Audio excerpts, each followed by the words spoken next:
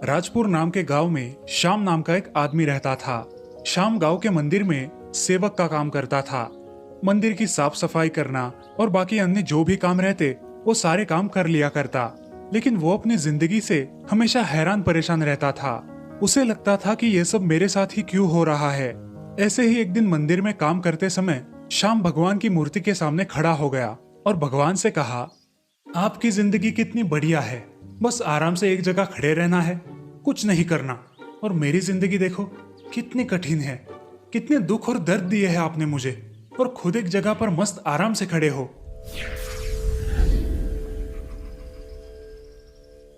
तभी साक्षात भगवान वहां प्रकट हो जाते हैं। वो श्याम से कहते हैं, श्याम, तुम जैसे सोच रहे हो ऐसा बिल्कुल भी नहीं है। यहाँ मेरी जगह पर रहना आसान नहीं है, बहुत कुछ संभालना पड़ता है। कैसी बात कर रहे हो भगवान आप? अगर ऐसे है तो आप एक दिन के लिए मेरी जिंदगी जीकर देखो और मैं आपकी जिंदगी जीकर देखता हूँ।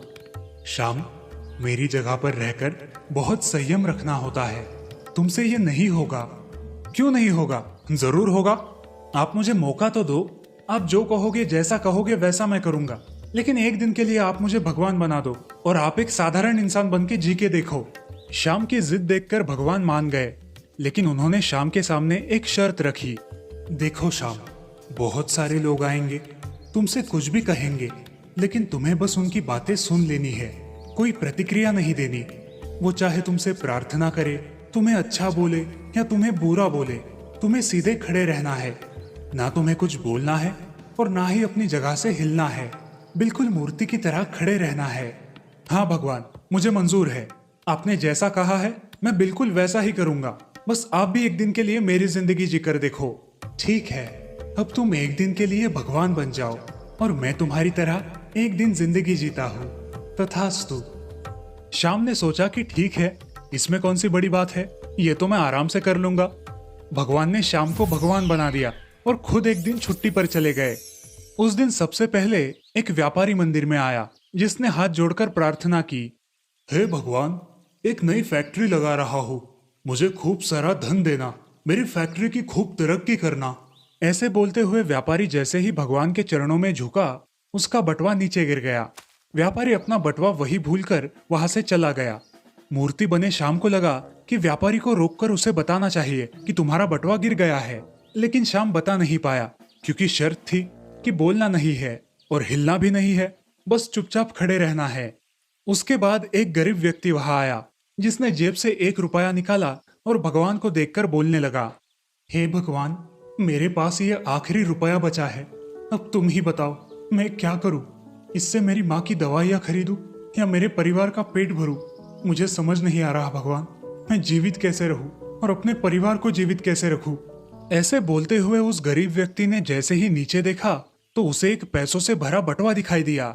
हे भगवान, धन्य हो आप, आपने तो मेरे सारे संकट दूर कर दिए, ये पैसों से भरा हुआ बटुआ मुझे देकर। श्याम के मन में आया कि अरे, ये तो तुम्हें मैंने नहीं दिया, तुम ये चोरी करके ले जा रहे हो। लेकिन श्याम उसे रोक नहीं पाया, क्योंकि शर्त थी ना बोलने की। वो गरीब व्यक्ति पैसों से भरा बटुआ लेकर खुशी खुशी वहां से चला गया। अब तीसरा व्यक्ति एक नाविक था, वो वहां आया। वो नाविक जहाज लेकर 15 दिन के लिए समुद्र में जाने वाला था। हे भगवान, मैं 15 दिन के लिए मेरा जहाज लेकर समुद्र में जा रहा हूँ, आप मेरी सुरक्षा करना, सफर से सुरक्षित अपने परिवार के पास लौटने में आप मेरी मदद करना और मेरे आने तक मेरे परिवार की रक्षा करना भगवान। नाविक प्रार्थना कर ही रहा था कि तभी वो व्यापारी पुलिस को लेकर वहां आ गया। देखिए देखिए साहब, इसी ने मेरा बटुआ चुराया है, क्योंकि मेरे बाद मंदिर में यही आया है। पुलिस उस नाविक को पकड़कर ले जा रही थी और श्याम को अभी ये सब बर्दाश्त नहीं हो रहा था। वो अब मूर्ति बनकर अपनी आंखों के सामने इतना गलत होते हुए नहीं देख सकता था। श्याम अपने भगवान के रूप में आया।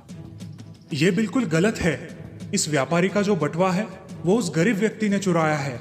मैं भगवान हूँ, मैं बता रहा हूँ। पुलिस ने भगवान की बात तो माननी ही थी। अब पुलिस उस गरीब व्यक्ति को पकड़कर लेकर गए। जब रात हो गई तब भगवान श्याम के सामने आए और श्याम बड़े गर्व से भगवान को सारी घटी घटना बताने लगा। देखा भगवान, कैसे मैंने एक अन्याय होने से बचा लिया आज। श्याम, तूने सारा सत्यानाश कर दिया, मेरी सारी योजना को विफल बना दिया। वो जो धनी व्यक्ति आया था ना, उसने बहुत कुकर्म किए हैं, और उन कुकर्मों से पैसे कमाए हैं। अगर उसका पैसा किसी गरीब व्यक्ति के काम आता तो उसके पाप थोड़े कम हो जाते और उस गरीब के परिवार में कुछ पैसे आने से उसका परिवार पल पाता। और ये जो नाविक जिसे तुमने समुद्र में भेजा है ना, वहां बहुत बड़ा तूफान आने वाला है। इतना बड़ा तूफान जिससे वो बेचारा बचकर नहीं आएगा। अगर वो 15 दिन के लिए जेल चला जाता तो उसकी जान बच जाती। तब शाम को एहसास हुआ कि ये सब तो शायद वो सोच ही नहीं सकता था।